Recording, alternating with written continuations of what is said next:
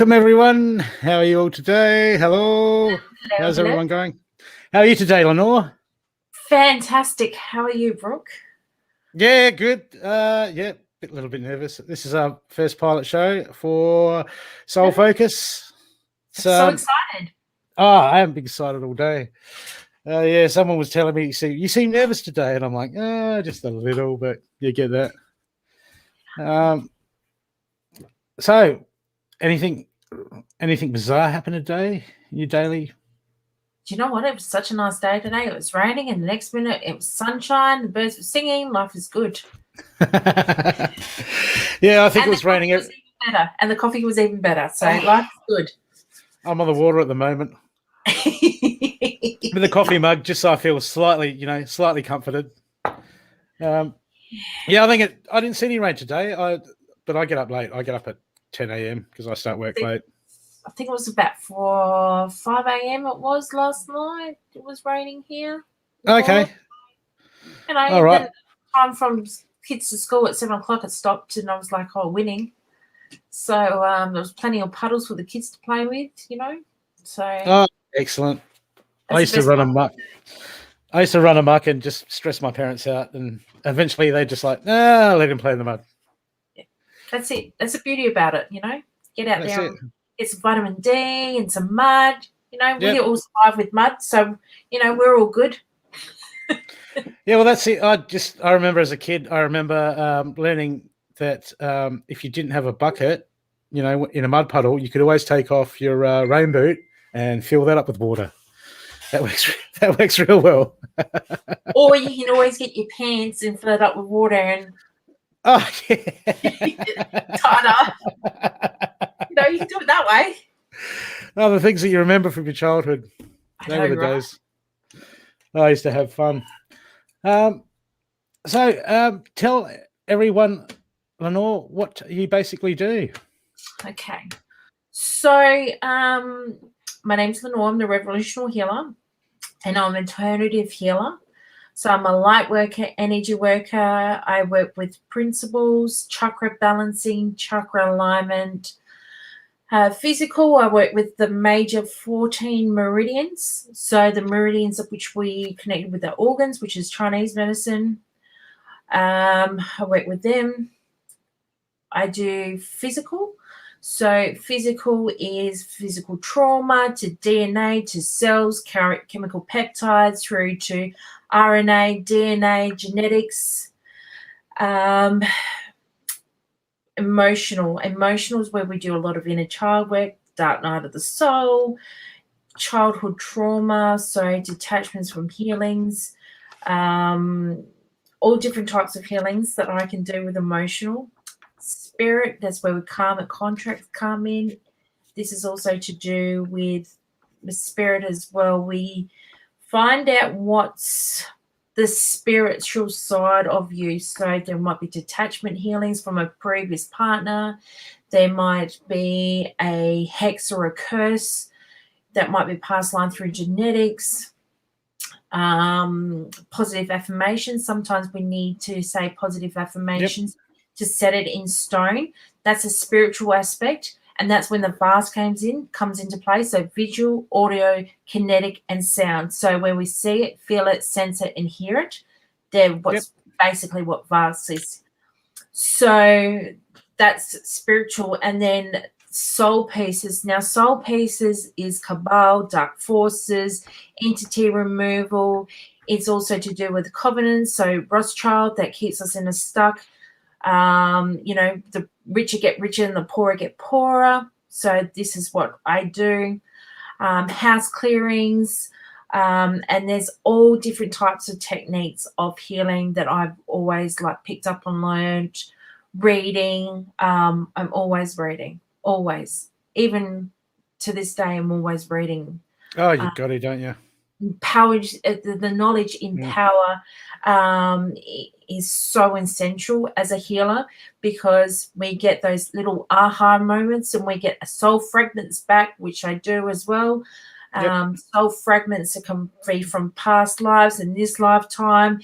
You could have given your soul fragments away, or you've got somebody else's soul fragments. So there's really this really balancing act of healing. It's not just one thing. It's not just like you're doing yoga or meditation. Yep. There are other aspects we need to heal to advance ourselves. Absolutely. Yeah. It's an ongoing effort. I'm sure a lot of our viewers here will understand that, and they're all on that path. Absolutely. Well, people, you've come to the right show. Yes, they have. So one thing I always ask is, how old were you, and how did you become awakened? What was the turning point? So I'm 39 years old, and I came awakened at the age of 34. But prior to this, I've been awakened since the age of 16, 17. I was always doing tarot cards. I was doing Aurosoma with my mum. So my mum was an Aurosoma practitioner, and they were really old school teachers that were doing Aurosoma. Now, Aurosoma, I don't know if you can see it in the background, are some square bottles. It's just where my pencil is. Yep. I'll show you in a second.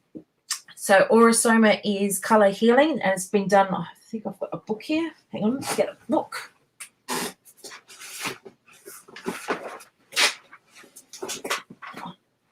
So Aurosoma. Yep. This is Aurosoma. Okay. And each bottle has a different story. So it's 14 of the master ones. And each part of the organ is connected to each bottle. It's connected to master bottles. It's connected to healers. Every color has got a different aspect. So I was the girl that used to clean up at the back. I was the girl that used to get called in. Hey, Lenny, what's this all about? And I would just go, da-da-da. And my mum's friend, she just used to smile at me. She goes, I got you, babe. You know your stuff. Excellent. And so that's always been around. And I used to see spirits. There was a clown there was a clown at the age of 6. I still remember it, and it was juggling ball down the hallway in my parents' house. And it was just sit there, and every night we would just pop her head out and it would entertain us. This clown, it never hurt us. Wow. It was just a clown, and it would sit there. And my mum got freaked out one time because she went to go to the bathroom. She was like, what are you two doing? And me and my brother were saying, we're watching the clown. And she looked and she went, you can see that? And we went, yeah. And she's like, you three go to bed. And that was it. So that was the turning point. And since the age of 30, I was in a dark spot. Now, I was a chef cook. I've traveled all around the world. And I lived in Spain, I lived in Amsterdam, I lived in Bali, I lived in Cairns. Like, I've traveled as a chef all around this beautiful world. And I was partying hard, drinking, smoking, living life. You know, I was living in Amsterdam, so I was smoking weed, you know. That's what was. What was your favourite style of cooking, if you don't mind me asking? Oh, you know what it would have to be, and this is no joke of a lie. In Amsterdam, they have these Dutch croquettes, and I've got my grandmother's recipe, and they're like a croquette. So they're this long, and they've got like a meat and potato filling in it. And in Amsterdam, you pay €2, and you put the €2 in, and you pull it out, and then you eat it right there. And they have chips, and then they have chips with onion sauce, chopped onion with satay sauce on top. They have these croquettes, so you can sit there and just pick out this food. I've never seen it. And it's like Rundle Mall, and then you go to Rundle Mall, and then you go to this little place, and it was like be all around, and then you just put €2 in, pull down the flap of the door, and then you pull out the food and you just eat it. That was the best. Nice. Yeah. But I was, the munchies. That's what it was, though. It's a different lifestyle, Amsterdam. It's very chilled and great bands. Like, oh my God, it was just yeah.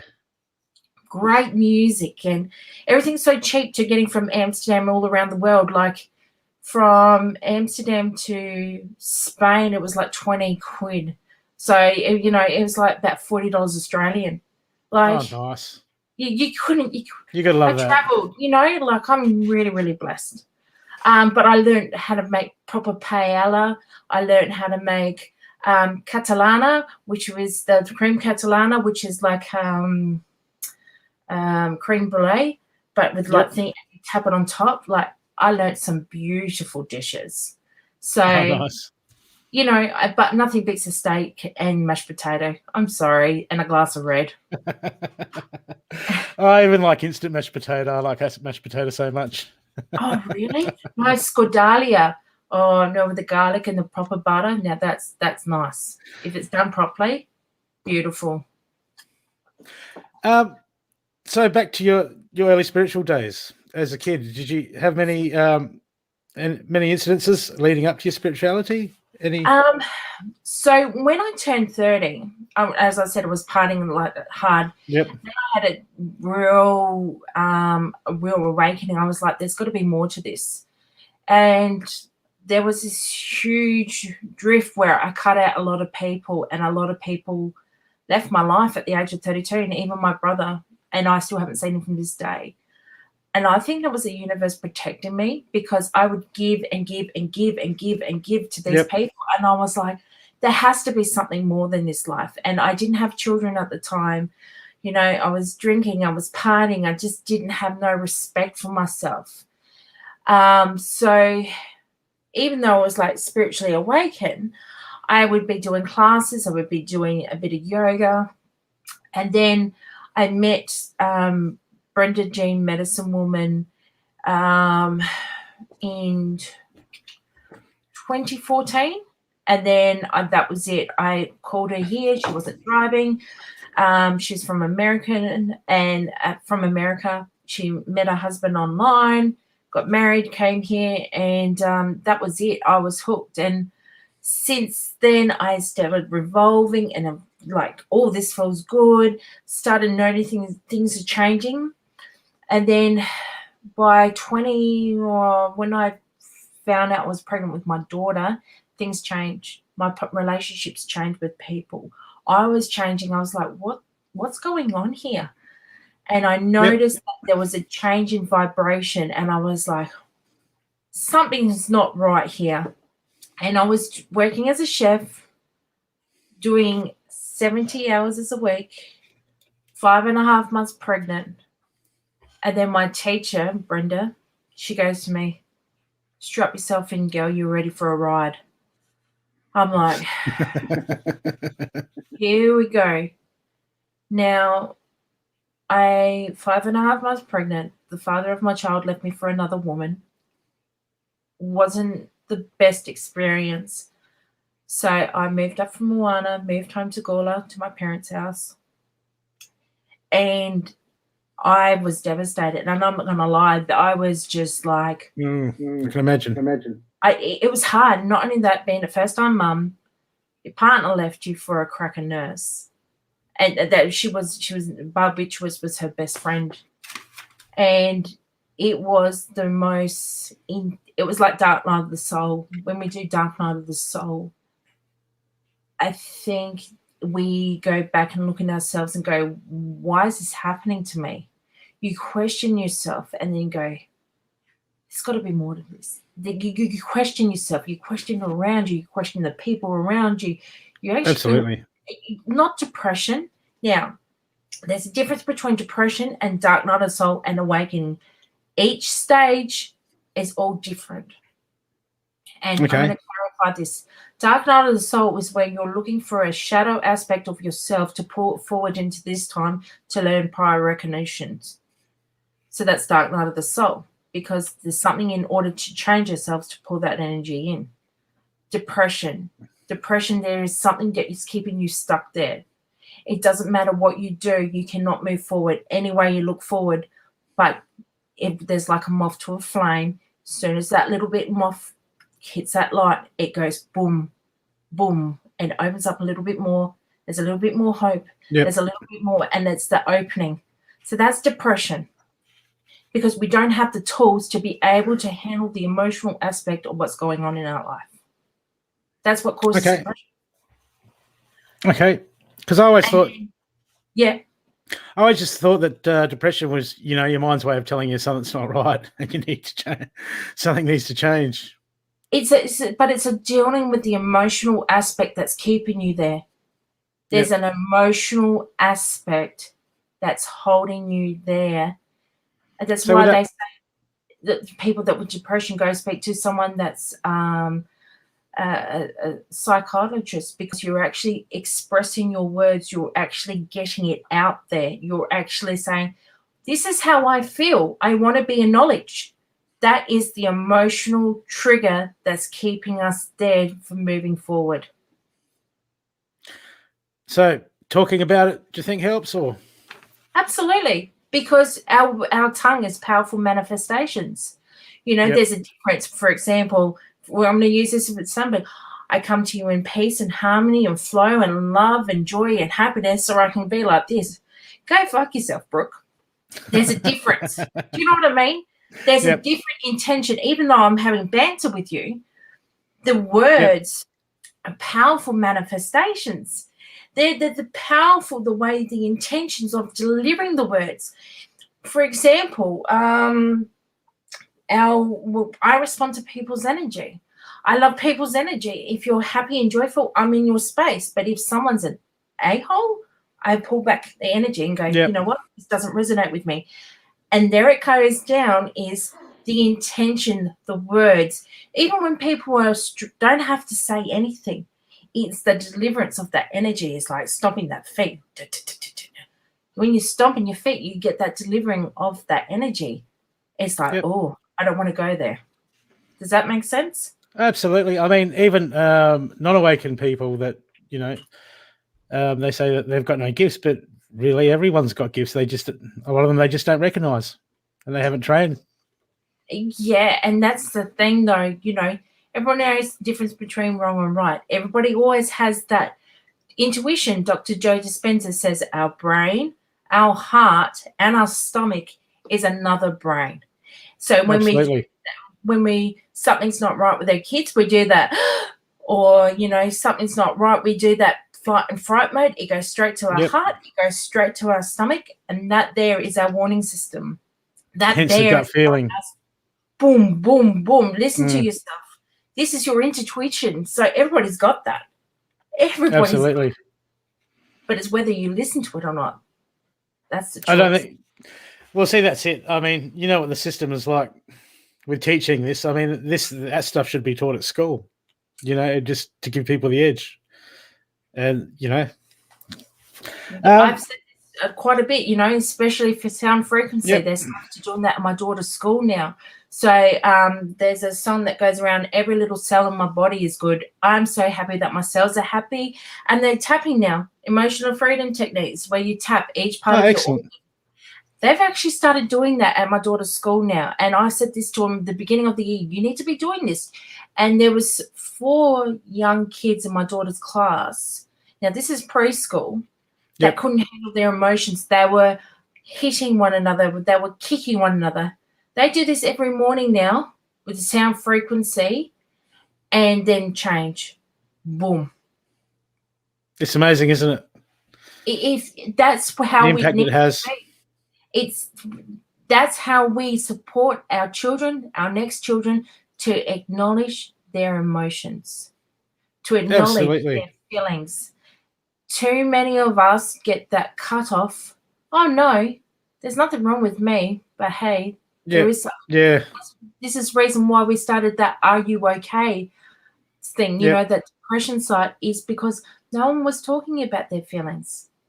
Well, as a bloke, you're told, don't be a wuss. No one will like you. You got to, and all that. Yeah, suck it up, buttercup, and all that. Oh, she'll be all right, mate. Yeah, she'll be all right. She'll be all right. that was me. I mean, I'm still she'll be all right, but now I know why. Yeah. But getting back, so you were just about to give. You're halfway through your pregnancy. Halfway through my pregnancy, Yep. and then my teacher goes, Brenda, Jean, medicine woman, she goes, strap yourself in, babe. Your awakening's about to happen. I went, okay. And then I saw, it was like in slow motion. I went to a kid's birthday party. I was on a split shift. I was pregnant with Lulu at 5.5 months. And there was the father of my child doting over this woman who had 3 kids to 2 different men. And that's okay. That's her choice. But I saw the manipulation. That night I went home. I actually found another pair of women's underwear in my bed. And I went, they're not mine. This is not. And I was like, okay, I need to pay a bit more attention here. The next 2 days, I sat down. I was like, oh, no, I'm just going to call in work sick. Something's not right. So I called in work sick. And then next minute, I was like, boom. This woman had been hanging around my man while I'm at work. She was coming to the house when I'm not there. I went, I'm out. So within the week, I packed up the house, just my things, a little bit of my daughter's things because she was in my belly, and I walked away with the clothes on my back and just rang my friend, come and get me, moved home, and that was it. And I think that was the most hardest thing I've ever had to do at 5.5 months pregnant. I was emotional. I was raw. I was angry. I was, during pregnancy, my daughter wanted to check out already 3 times at this time within the week. My Braxton Hicks was kicking off, and I was just like, I can't do this, not yet. And then towards the end, and I'm going to say this, because I was an upkeeper and I was setting the intentions for my daughter and protecting myself. And I said to the universe, okay, what is it I need to do? And soon as my daughter was born, I was actually part of like domestic violence because there was abuse, there was anger. I was getting text messages, angry. And with that, I said, okay, universe, what is it I need to say? So I got an order saying that they wanted to see my daughter, even though she was breastfed. She was breastfed for the first 2.5 years of her life. Yep. And during that time, the father of my child got stage 4 bowel cancer. Not nice. So the universe said, okay, we're going to have you. We're going to have you back. He didn't see her for the first 2 years of her life. That was the universe presenting and going, you know what? You're a great mum. You've healed yourself. Now this is the karma, because he was saying, I want her overnight. And I said, no, she's breastfed. She's on demand feed. Yep. So the universe goes, this is your gift. And I know that sounds horrible, but that was what the universe presented itself and went, boom, here you go. This is your present. Okay. Because I'd done my work. The universe, I responded to my energy. I was like, how can I give up my baby at 1 week old and then he wants her? Like, there's got to be something better than this. It was making me upset. See, it's making me tear now. Yeah, he's still an asshole. Yeah, that's true. But I was blessed because the universe presented itself. The universe presented that energy. That universe goes, I've got your back. This is how I work. You do not need to hand over your child because I have your back. So that's how the universe works. And I'm not saying I wished him nastiness. I don't wish him, nastiness, whatever the case might be, but the universe presented itself. So that was how it presented itself. He just got sick at New Year's Eve, and then next minute, boom, he was in hospital. That was it. So what revelations did you start having then? Was that the moment that you started waking up to? This is when that pregnancy, when I was 5.5 months, that's when those 2 weeks when I moved home, and I think it was September of 2016 when I went, okay, this is what, and then things started going off like for me. I was seeing things in my eye. My face had changed. Honestly, my eyes were like a dark color, and next minute they were blue. It was weird. My face had changed. Everything, like the lights were brighter, but I knew that the universe had presented itself and go, you want to become more spiritual, then here you go. But there has to be some sort of contrast in order for the spiritual awakening to happen. It's just the way Absolutely. it has to be, like a death, or it has to be some sort of traumatic things to question who you are. What is it you want to become? There's got to be more to life than this. There's got to be. What is it that I'm not seeing? And then next minute the universe goes, I'm responding to your energy. You've asked for assistance, and here I am, as Abraham Hicks says in her books, ask and it is given. And they're absolutely. So absolutely. I mean, I wasn't happy with my life, and I was just knew that I'd die doing what I was doing. So when I started trying to change for the better, that's when, similar thing happened to me. And it's weird. It's really weird because everybody's different. But I think the universe was a bit more nicer to me is because I was pregnant with Lilo. It could have been 10 times harder. And that's the truth. I honestly, because back in the day, I was an angry little elf. I would have gone up and punched him out. I would have gone up and went, come on, let's go. But that was me. That was the ego. That was me protecting myself. But the universe had other things and said, well, we're going to do it this way for you to protect you and the baby, and so be it. That's it. Everything's a sound match and a frequency match, a vibration match to how we are.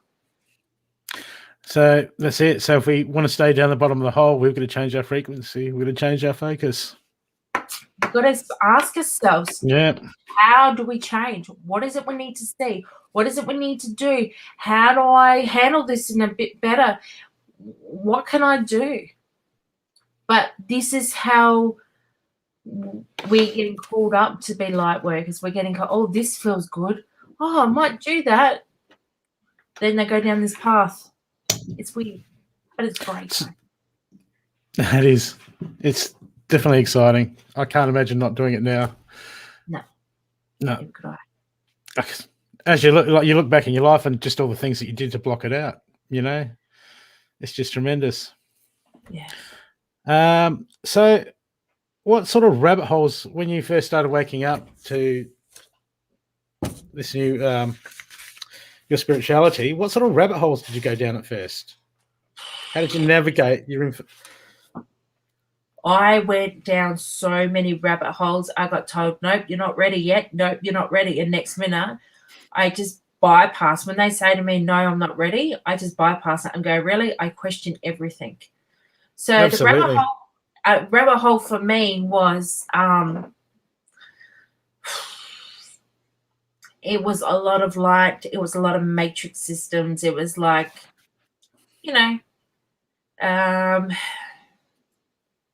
it was kind of a different aspect, because when I was going down, there was lots of doors, lots of mirrors, and I have seen some of this stuff all before. I've been there, I've seen it, and when I was a child, used to get. Now this is from the ages from 5 to 11.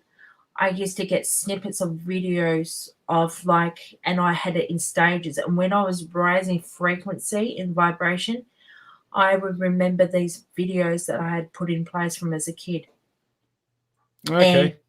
And that was to protect me. And I think it was to say, okay, you've been this high before. Now you've been this higher. Now you go this part. Now you've seen these before, but you're safe.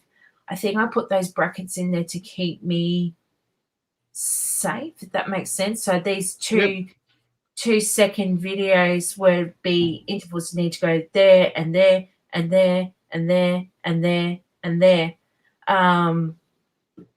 It was just when I really went down the rabbit hole and saw all time, space, and reality, I felt like I was home. And then I was Yep. staying there for a little bit, and I woke up crying. I just woke up like bawling my eyes out. But I'm still going down different rabbit holes, different dimensions, different spots. Never stops, does it? It never ever stops. It never ever stops. And that's the beauty about it. Like, There's always more. there's always more. And especially when I removed like some of the false matrix implants, like Yep. the grids, when I step over them, it's just unlimitedness. Like, it's just nothing there. It's the most weirdest thing. And you try to explain to people, and people are like, what do you want about? You know, like, but you just raise that frequency, and then Yep. rabbit holes, wormholes are Absolutely. I love them. I mean, I was working in. I was driving a truck doing night shift, doing line haul. Yep. So every night when I started becoming awakened, I used to download on my phone 8 hours of podcasts a night on just all those sort of subjects, and just listen to them one after the other. So it would just be, in a week I'd listen to like the equivalent to going to, like doing 30 hours of seminars, 40 hours of seminars a week. I picked up a lot of information. A lot, but also too, when I read, I also skim, I skim what resonates, what doesn't resonate with me, and I put it to the side. I'm like, yeah, done. That doesn't resonate. Done. Yeah, it's just about trial and error, what works for you and what doesn't work for you. There is no wrong way. There is no wrong way. It's just what brings you joy. It takes me, I'm not a big reader. It takes me a long time to get through a book. So I thought I can still get through books, but it's just not my strength.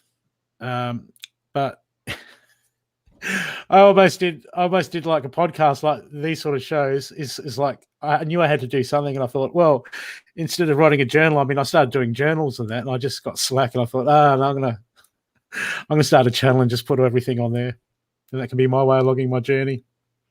Yeah, instead. Absolutely.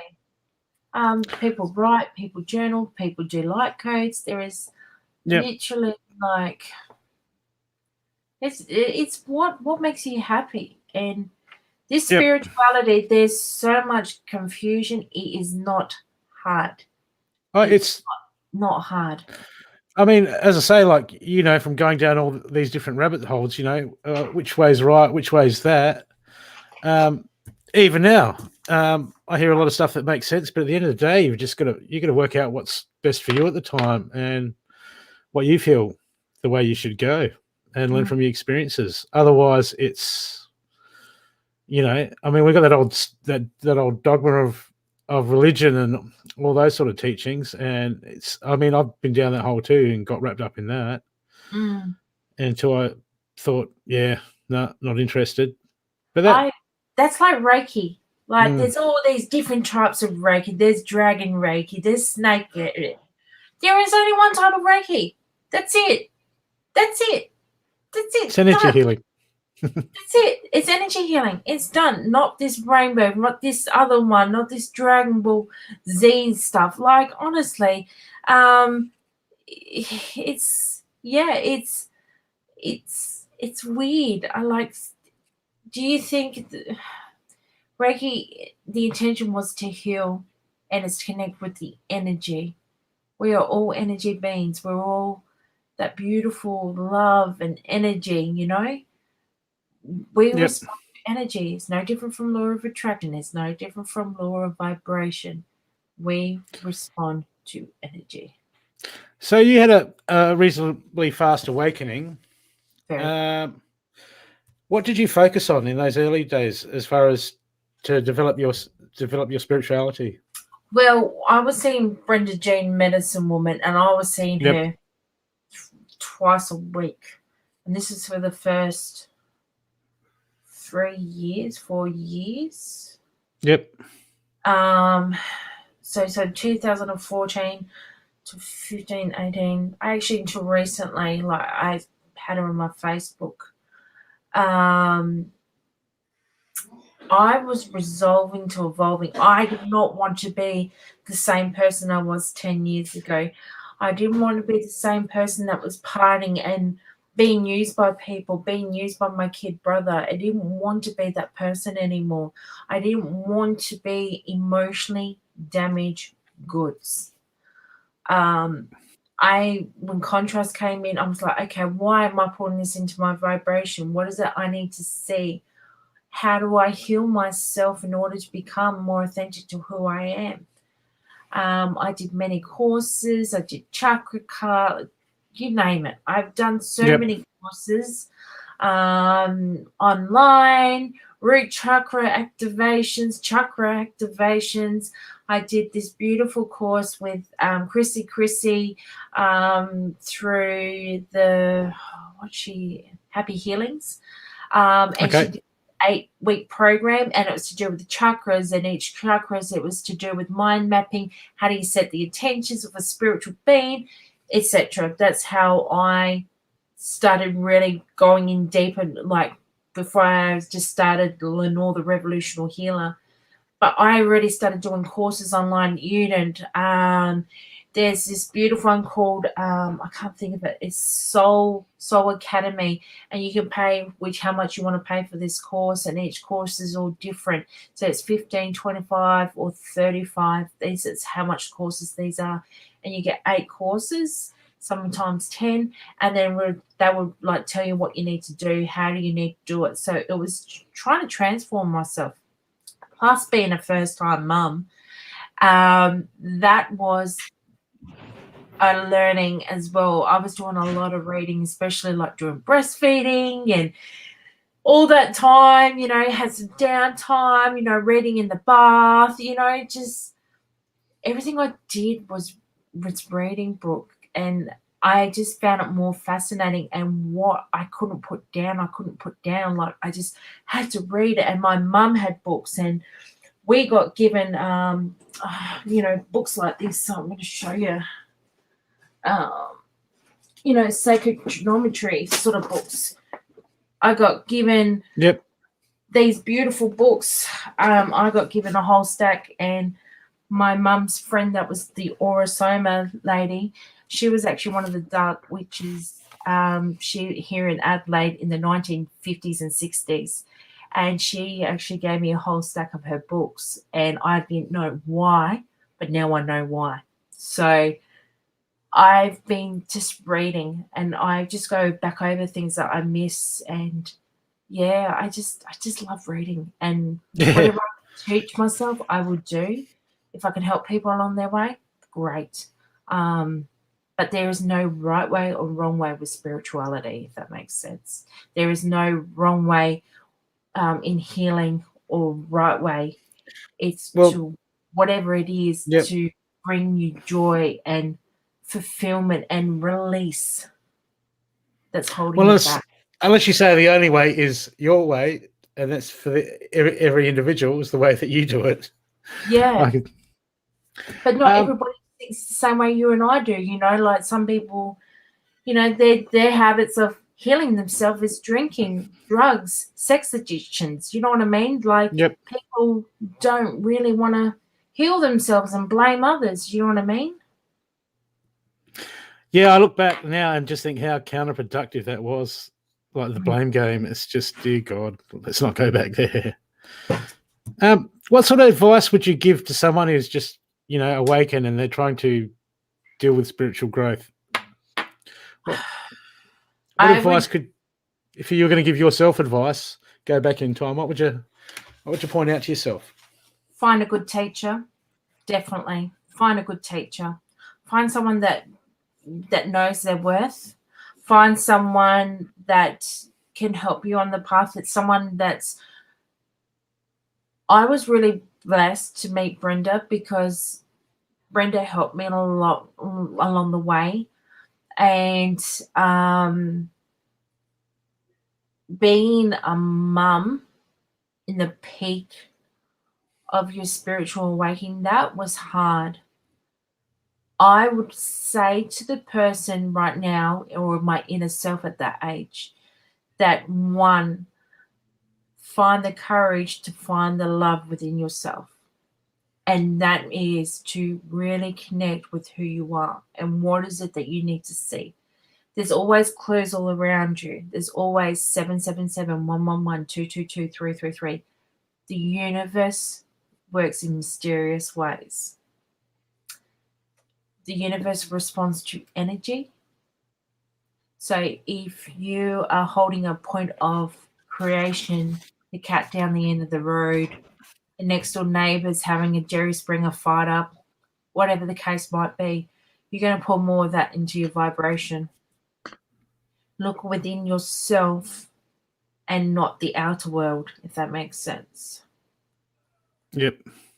And the other thing I would say to that person is the emotional code or tapping and sound frequency to help you along the way. I cannot encourage that enough. Mozart music, 432 hertz. Jimi Hendrix is like that. Beatles are like that. That frequency of healing is the most powerful healing in the world. But everything's going to be all right, and you just got to trust in yourself. Just trust that everything's going to be fine. That is the biggest key here. Even though you can't see it and there's all this contrast, look within yourself and just know that you are enough, that you are just a beautiful spiritual being having a human experience. Absolutely. Couldn't agree more. When you started developing gifts, tell us about some of the early gifts that you started developing in your spiritual walking. Okay, so as I said, I started seeing ghosts at the really early. Doing tarot cards.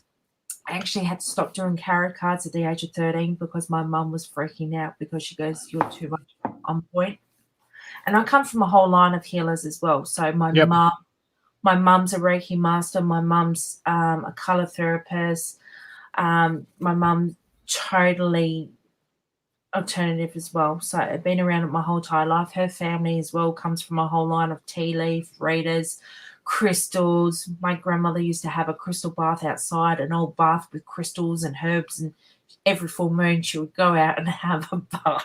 Wow. So hope it wasn't winter. That's my family. My dad, he actually used to predict plane crashes, trains, all that sort of stuff. Now you got to realize early 60s, they weren't allowed to talk about this stuff because that's when they put them into the homes. Lithium was given to them. So he had to kind of shut that down a bit. But I knew that I came from a whole line of my dad's side as well through healers. So I knew it was in my blood. But tarot cards, I pretty much bung on the buck for tarot cards. But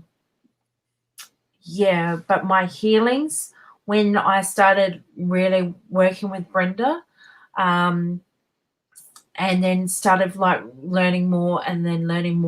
But I would say just after I had my daughter Lulu, that's when things really kicked in for me.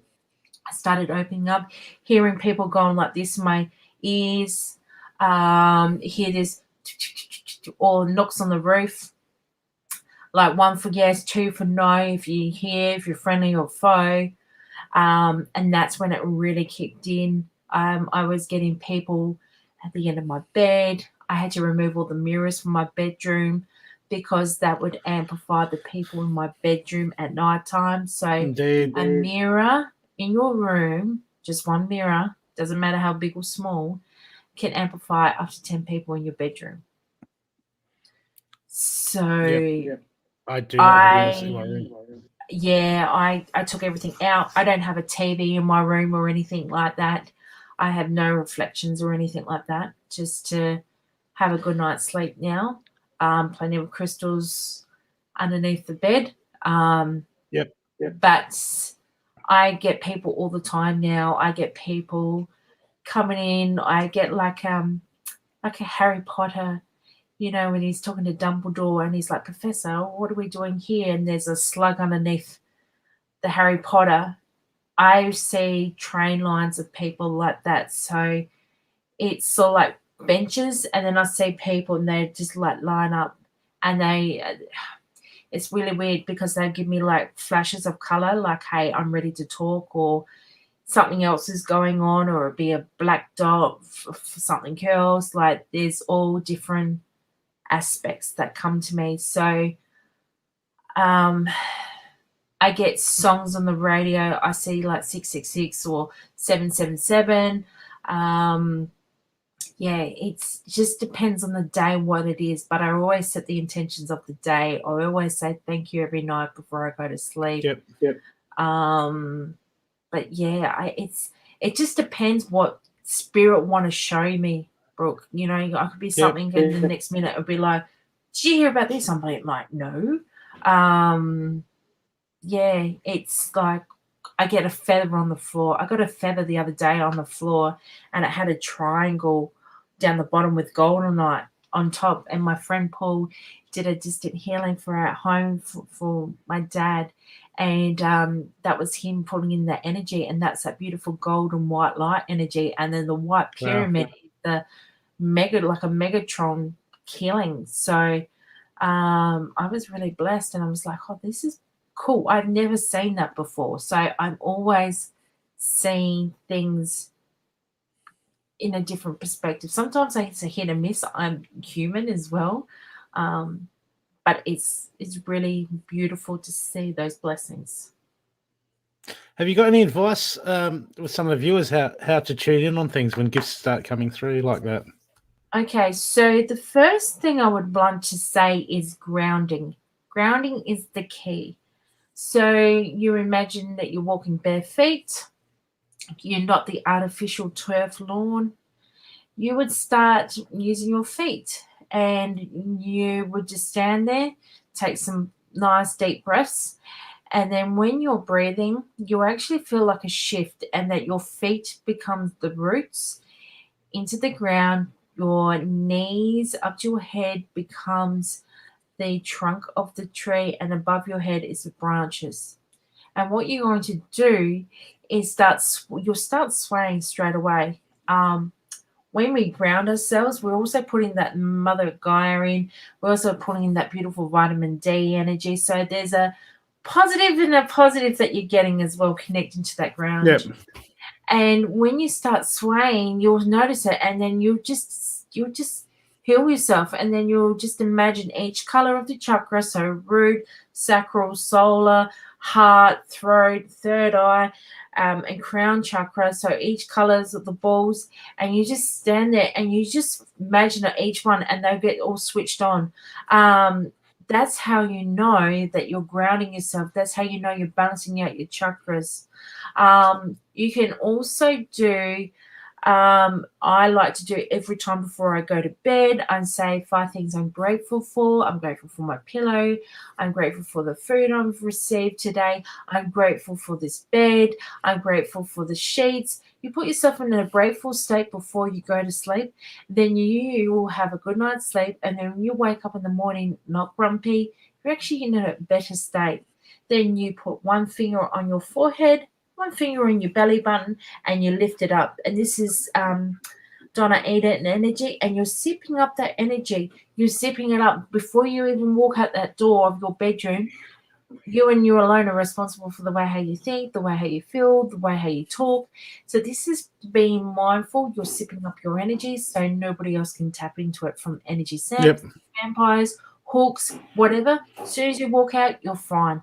That is the best thing I can say to someone starting up. If you can do that for the first 21 days, you will notice that you'll have more flow, you'll have more abundance, you will have more grace. And you know what? You won't wake up grumpy. That depends what time they get up. Some people, depends if they've had coffee yet. Yeah, but that's true. But it's all about intention. So, Brooke, it's all about how you handle yourself in the morning. You know, this is that beautiful energy, you know? Yeah, as soon as I wake my eyes, I give gratitude and ask to have a day of, learning and experiences and co-creating every morning I get up. Yep. I'm like, what are we doing today, universe? What are you going to show me? Show me something good. Yep. That's it. Yep. I'm busy today, so no tower moments, please. Yeah. So you specialize in removals. Yep. Okay. Can you tell our viewers about that? Okay. So there's all different types of removals. So when I work with spirit, there's all different types of this sort of stuff. So I'm just going to go here. So when I work with spirit, there's a karma cleansing pathway, which we do the Ho'oponopono. Oops, excuse me. The Ho'oponopono. So I love you. Please forgive me. I love you. Thank you. And then you repeat that until you shift. So that's a beautiful way. If you can't release somebody, or you can't forgive someone, or you're trying to find love within yourself, that is a beautiful one, Ho'oponopono. So there's negative energy release as well. So is that the one you were asking me about? The negative? Yep, just in general. Yeah. Okay, so negative energy. So it could be a possession in your body. So you could have a gallbladder issue, or a solar plexus, which is stomach upsets, gastro, that sort of stuff. What do you mean possession? Sorry? What do you mean possession in your body? So it's like a possession is in the body is where there is some sort of form of hook that we have in ourselves. So when we have a possession, there's different types of possessions. There could be a negative energy. So this could be a psychic vampire through to a devil. It could be a toxic relationship and it located in the body. So that is one form of it. So the other one is a karmic contract release. So it could have been a debit, a vow, a contract, obligation, an oath, an imprint. So this could be from this lifetime, past lifetimes. Then this karmic contract. So you could have been a monk, a nun.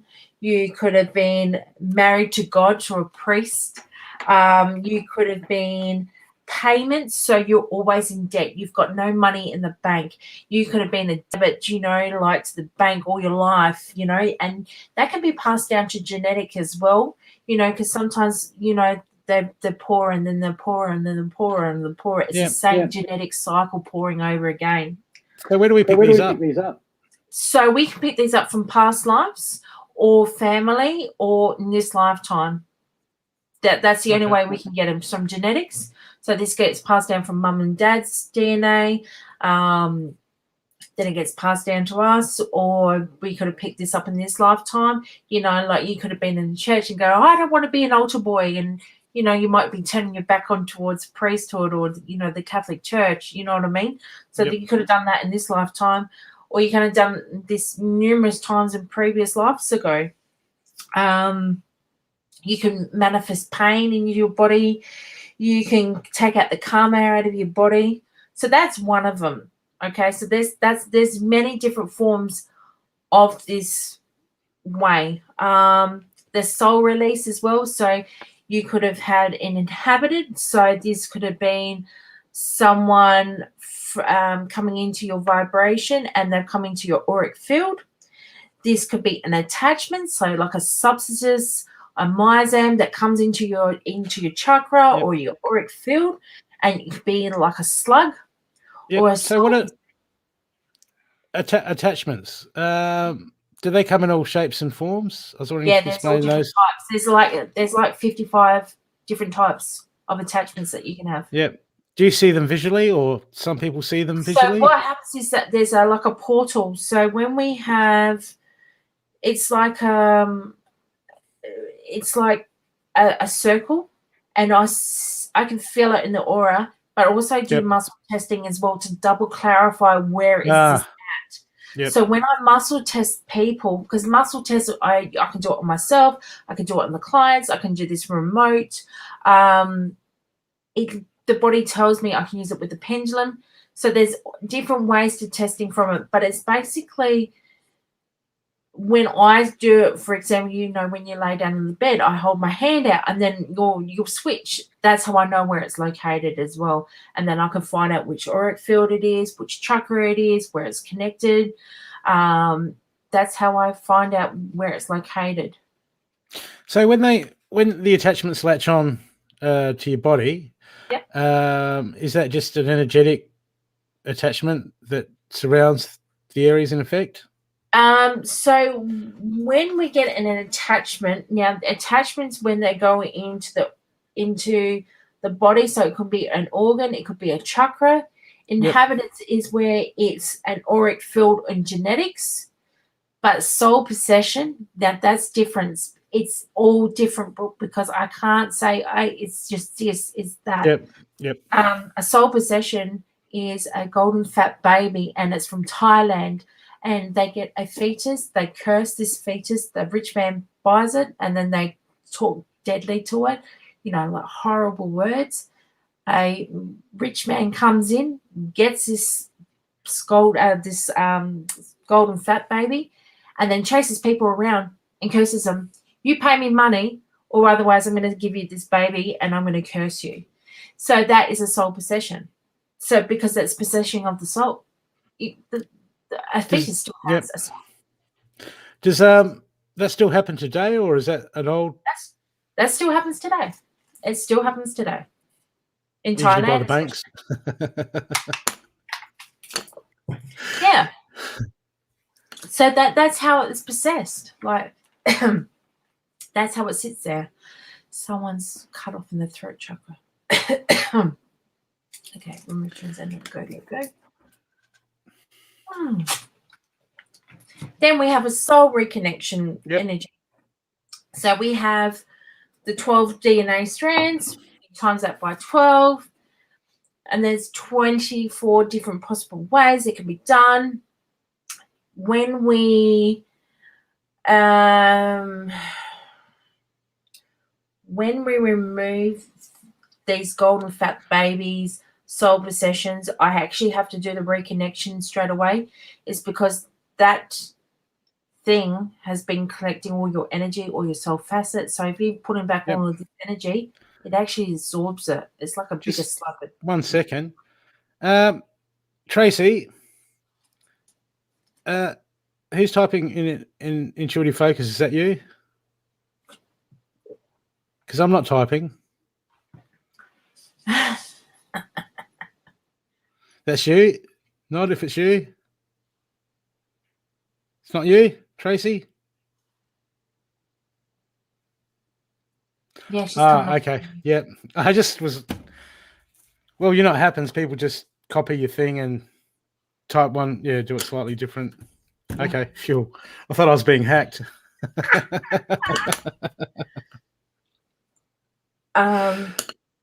So when we do a reconnection healing, so we have to do that straight away after to rebalance out the dormant DNA, etc.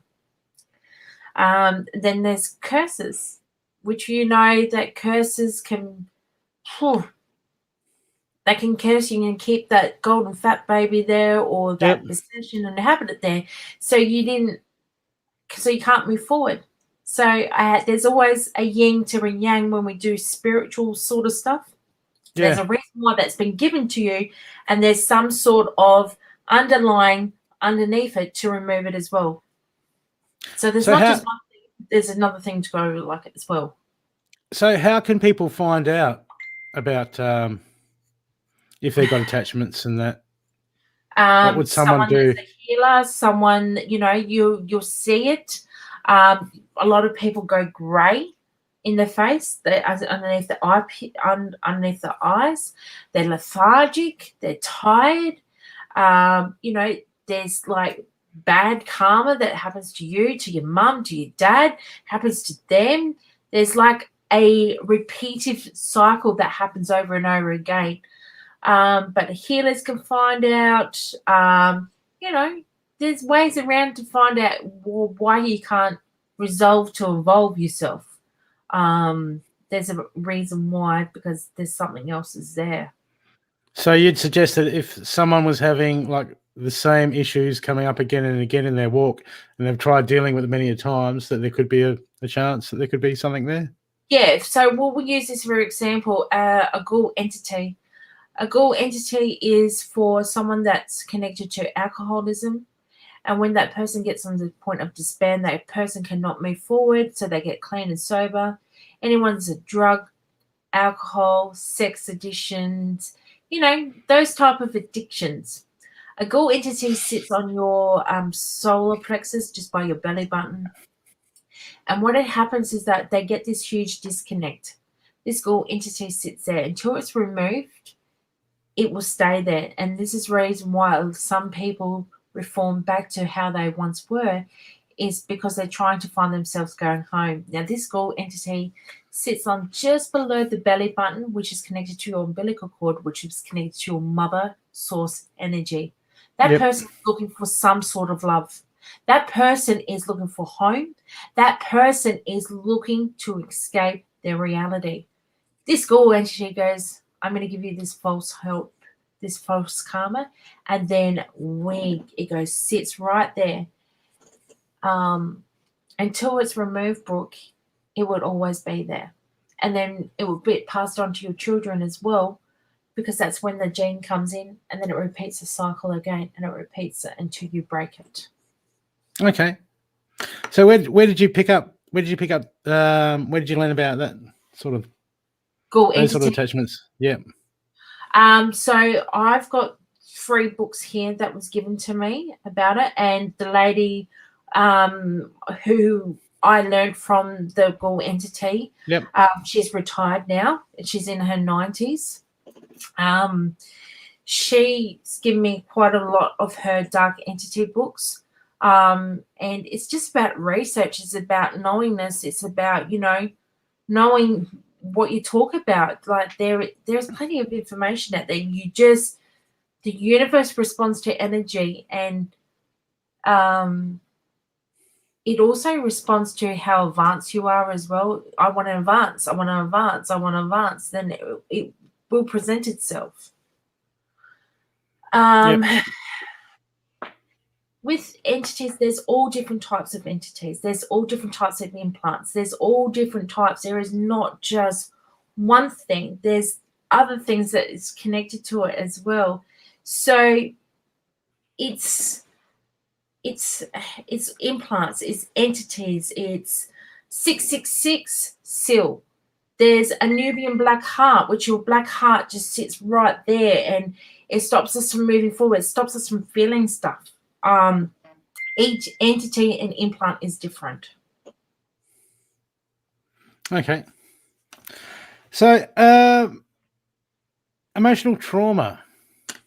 You also deal with removing emotional traumas from people? Yeah. So there's all different types of emotional trauma. Yep. There's soul reconnection healing. So when we get a soul fragment back from people, when we lose soul fragments, it'll be like a loss of identity from giving away ourselves, like we're giving ourselves away. Letting go healing, which is really deep emotional, because you're actually letting go of that contrast that's holding you there. So it could be from a relationships, need for love, which I get quite a lot, needing for love from somebody, because we're looking for love in the wrong places. We're looking for love or the addiction, and this is that part of that addiction. Yeah, gratification. The gratification, injustice to yourself. So when you do that stinking thinking, like I hate myself, cancel, clear, delete, where we do that injustice and hurt to ourselves from hatred, low self-worth, they are huge letting go pieces. Then there's payoffs. So the need to suffer, punishing yourself, that ego that keeps us, holding us back. Then there's this emotional trauma where we have one part of our age that we cannot move forward. And, what would be the positive and the negative, and we work it out and then remove it from the body. Then there's a shock healing. So shock healing is like electric shocks, toxic shots. Your body goes into shock. I've seen that on my mum. She had pyenophthosis where she was working all these hours. She couldn't go to the toilet. And so what had happened to her is it goes into your body, and it actually turns your kidneys to dilate and go into the toilet. It actually turns your urine black. So that's that toxic shock that goes into her body because she couldn't go to the toilet. So there's the emotional aspect of thing. Then you got the toxic stuff that's in your body, and then you've got the other part of it, which is your skin, etc. This is part of it. So when we're doing more emotional sort of stuff, there's something hidden underneath it. There's self-love issues, positive affirmations. We can't see it, and this is where the fast comes into it. So the visual, audio, kinetic, and sound comes into play. Sabotages as well. So when we remove the emotional trauma, are we releasing it just from our memory or our subconscious? How does that work? We're releasing it from our cells, our chemical peptides. We're removing it we're also removing it from our brain as well. And that's when the neuro-linguistic program comes in, when we flip that switch. And I was talking to you last night about it. It's when they come from the past, come back in, you go, is this useful? It will stop. Remember, we are all spiritual beings having a human experience. So as a spiritual being, you're actually releasing this from the visual, audio, kinetic, and sound, because we say things, we release it. We're also hearing that person say, we're releasing it. It's a sound that we get it. And also, too, it is the kinesiology part where we release it from the body. So we get that we need that as a human to have that connection to pull it out of the body. Yep. I can relate to that, because stuff that I've healed in the past, then it pops back into my mind. I'm going, I'm not going to think about. I don't need to think about that. Go out, but get back out there. Out the brain thought. See you later. Yep. And that's when the ego kicks in, and then sabotaging comes into play. There's always, when we heal something, there's also something underlining it, and this is why I say to people, I do a breadcrumb trail to put it all together to understand what it is that I need to see. You can't just go like an onion layer and it's all just the layers. You actually just can't pull the onion reader and just go, oh, it's done. It just doesn't work that way. You actually have to peel out the outer layers of the onion to get to the core of it, to remove the root of it. So it's a timely process. No instant gratification. Wham, bam, thank you, man. Yeah. If only healing was like that, we'd be all doing it like, boom, here we go, boom. But it's not. It's like in certain texts where like Jesus would say, hey, don't sin no more. It's like basically, hey, that thing that you did that got that sucker attached to you, don't want to do that anymore, because then it's coming back.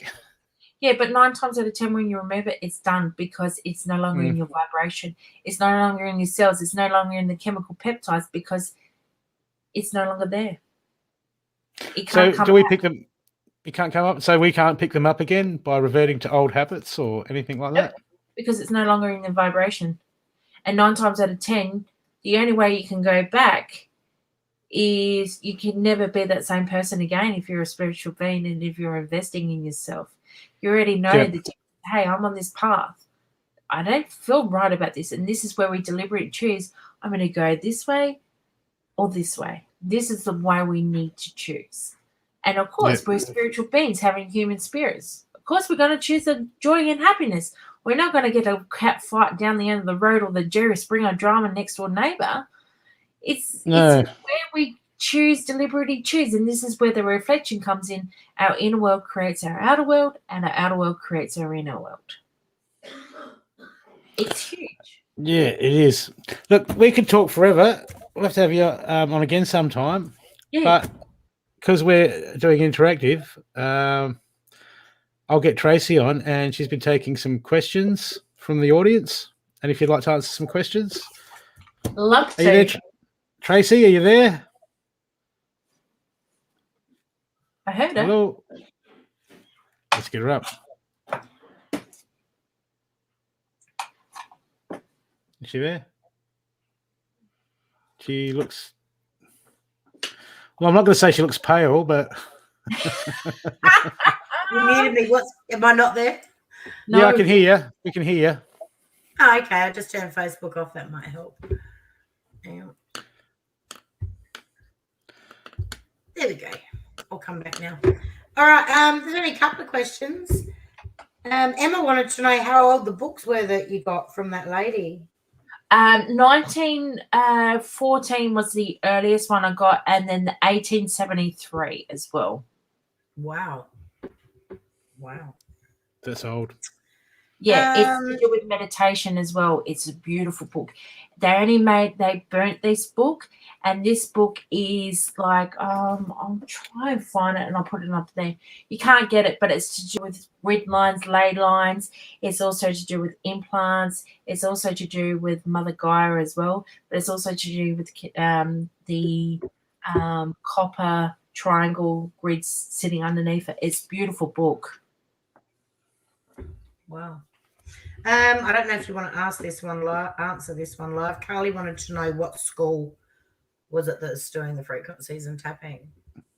One Tree Hill. Okay. Who else? Thought Fire. When and how did you decide that you had reached that point of being recovered? I'm not sure what that means. And want to help others. So when did you take off your...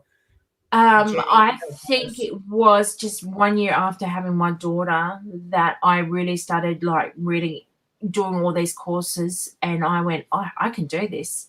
And I started healing myself a little bit more at home. I started healing my mum, my dad, and I was seeing the positive results, and I was like, you know what, I can do this. And then I started doing access consciousness clearing statements. I started doing that. I started doing Academy online. My mum was a Reiki master, so she pulled me into vibration. I was doing Dare to Grow program with Chrissy from Happy Healings Australia. She's based in Adelaide, and I started doing mind mapping, NLP with her. That's how I really started going, I can do this. I know myself. I can do this. That's when I started really going in gung-ho. So about 2018, I started doing it. Time flies, doesn't it? Yeah.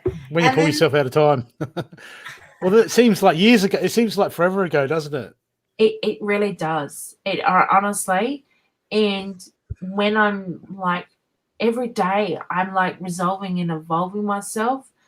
I know that I'm not the same person that I was 5 years ago. I'm not the same person 10 years ago. I'm not the same person 20 years ago. You know, I'm 39 and I'm really young to be advanced, and I get that all the time. Like some people, in their late 40s, late 50s, they've only just started this journey and they're already like, Yep. You know, like, how do you be so advanced at your age? Like, I get that quite a bit, actually. I guess it's more open. I guess a lot of this information is more open and able to get at this day and age in the last few years than it previously was. Yeah. You know. Yeah. I mean, in the old days, you just had to dig through bookstores. Exactly. Or, people when you went to classes and had people at your house, you know. I don't know how many people's houses I've been to just sessions and gone, oh, no, that doesn't resonate with me.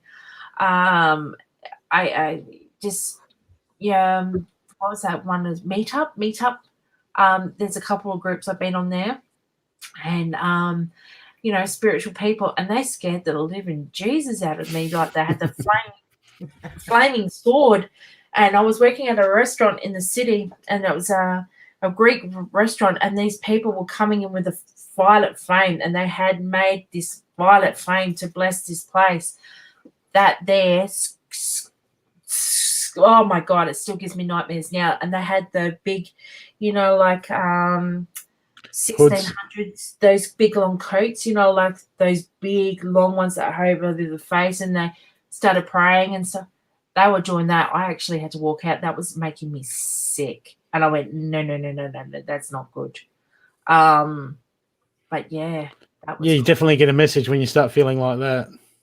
That's telling me, get the hell out, grab your bag and go.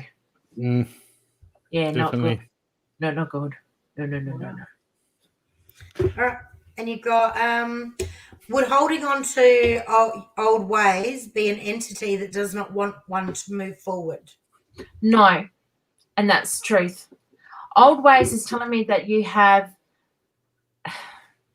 contrast, that you're repeating exactly the same cycle over and over again. One, it could be exactly the same cycle over and over again that you're not healing and not seeing. Or two, you're holding on to things that no longer bring you joy and happiness. Or three, you are repeating the same cycle with different people until your entities only come out when you're having bad luck, you know, you're hitting the bird, you're in car accidents, you're doing doubts, fears. They're the entities that are coming into play. They're the stinking thinking, you know, you're having continuous bad luck. You know, you've broken your tooth, the next minute you lost your keys. Like there's some sort of form of bad luck, bad karma. This is how the entity comes in. You know, you can't sleep.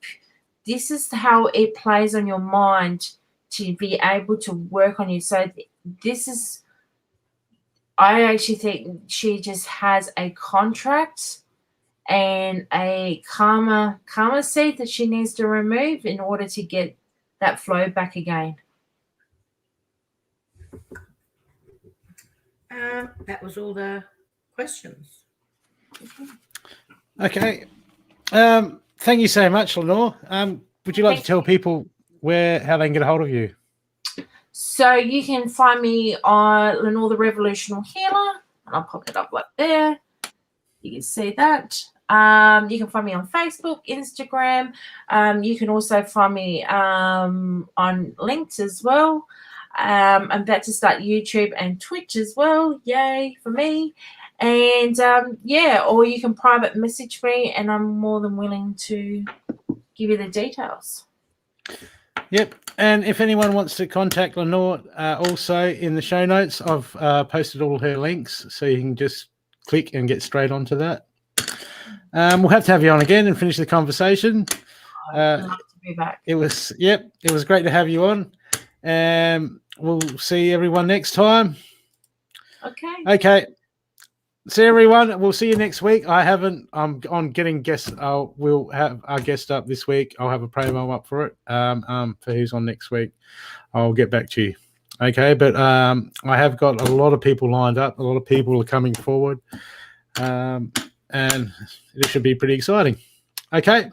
So see everyone from Adelaide. Bye.